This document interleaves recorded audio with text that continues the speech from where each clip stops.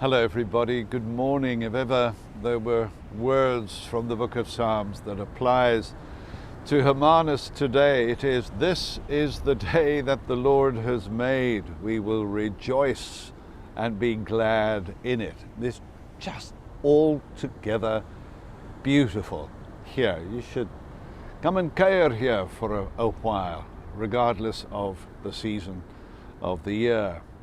So, yesterday we were in Luke 15. The scribes, or rather the tax collectors and sinners, were gathered around Jesus, listening to him. He was sharing stories. The scribes and the priests and other religious leaders were criticizing Jesus. But Jesus told them a beautiful story. And in a way, it would have been a story designed both for the tax collectors and the sinners and the scribes and the Pharisees, about a man who had 100 sheep and one got lost. So what does he do? Does he take the 99 that remain and put them in the safety of the sheep pen and then go out and look for the one lost sheep? No, we are told that he leaves the 99 in the wilderness and then he goes out in search of that one lost sheep. And he looks and he searches, and I like these words, until he finds it. And with great joy in his heart, he picks that lost sheep up, now found, puts it over his shoulders, goes home, calls his friends together, and they have a celebration. "Rejoice with me, for this my sheep that was lost has been found." There is more rejoicing in heaven, says Jesus, over one sinner that repents than 99 sinners who feel they don't need to repent over anything. So there's so much there.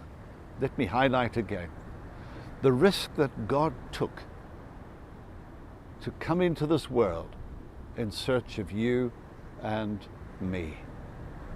He places supreme value on us, to the point that he leaves 99 in the wilderness. Now, there were wild animals out there in the wilderness. They were not necessarily safe. But the point of the parable is that God places a value on you. You're not part of the general public. You are you. And Jesus has been out in search of you and me. Remember the words of Paul writing in Galatians? He was a lost sheep, even although he was religious at one stage, very religious, full of zeal. And then he met Jesus and realizes, and he listened to these words. He says, "The Son of God loved me and gave himself for me." That's the good news, that in this vast world, this vast universe, where there are millions and millions, each one of us matters to God. And we need to hear that. We need to hear that again. You matter, I matter to God. May God bless you.